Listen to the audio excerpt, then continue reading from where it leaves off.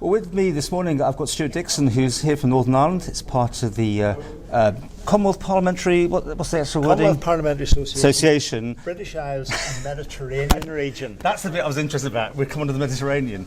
Anyway, you're over here for quite some time until the election, overseeing. It's the first time this has happened, right? It is, yes. CPA observe elections in a wide range of Commonwealth states and member countries. The Mediterranean region, I know you're interested in that, includes beautiful islands like Malta and Gibraltar and Cyprus. Right. So that's for the Mediterranean bit comes in. The rest of it is effectively the regions of the United Kingdom, including the Isle of Man and the Channel Islands, both Guernsey and Jersey. So why do this? Because it's never happened before with this group. I mean, are we seen as a rogue state that has to be checked up on to make sure that everything actually does balance? I mean, Certainly not. No, indeed, the invitation has come from the Isle of Man government.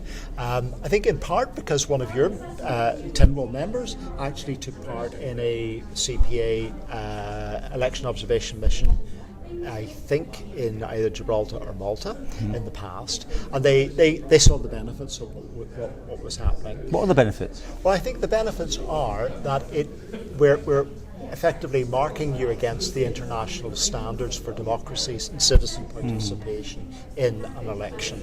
So you'll be observing all the accounts. I mean, you haven't got enough people here. I know a few more coming over, but you won't be there. There are a number of other people coming. Yeah, we won't be able to see everything. We may not even get round all of the polling stations. But typically, the attempt will be to get on polling day. Will be to get round the polling stations and then to observe the election count process as well.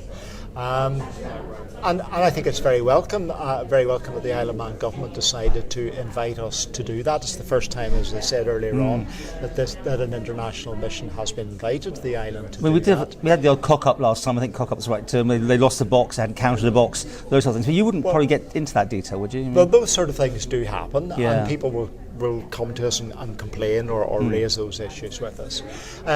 But it is effectively testament to the maturity of the democracy on the island here that you want international observation, that you want international approval, if you like, of your election process. It builds citizen confidence, and that's the important thing. From my point of view, it's about encouraging every citizen to take part in democracy, and the best way you can do that is to get out and vote.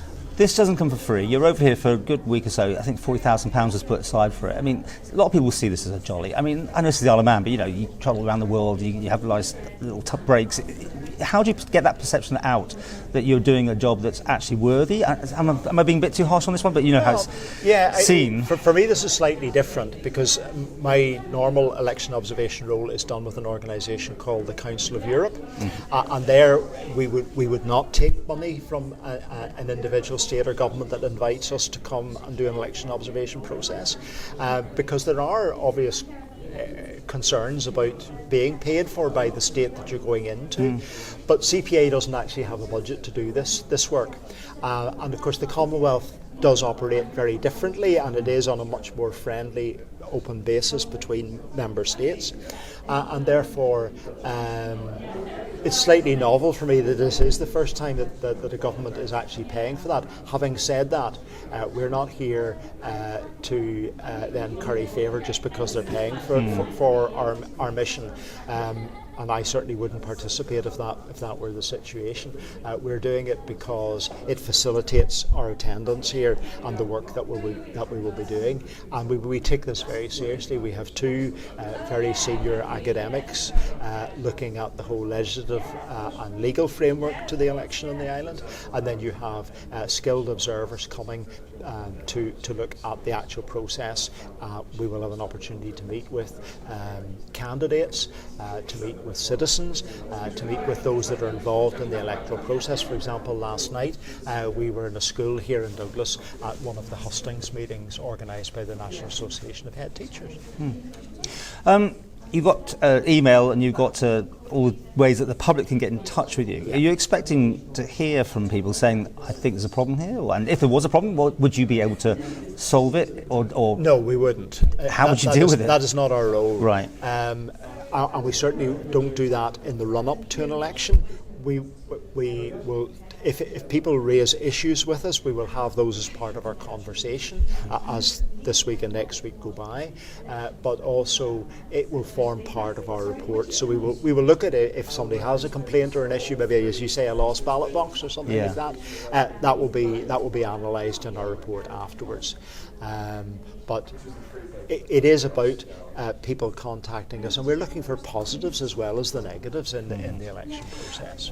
You got a busy night, obviously, on the election night, and you're going to make a report, I believe, just a couple of days later. 2 days later, we will. That's quick. Yeah, I mean, my normal response in terms of press conferences after elections and the European role that I perform is that we will do it the next morning. Right. Yeah, and quite often that would be people coming back from in many European states, elections all take place on a Sunday, and the count will take place in the polling station. Afterwards, rather than some countries do central counting like here and in the rest of the UK. So yes, it's not unusual for us to report the initial findings. So let's supposing there is something, just whatever happens, and you report that on that Saturday. You haven't got any legal powers, have you? No, we have absolutely none. What happens then with your report? So there's something that needs to be corrected. What happens? That's a matter entirely for the island's electoral officials, for the chief electoral officer, and for others to resolve.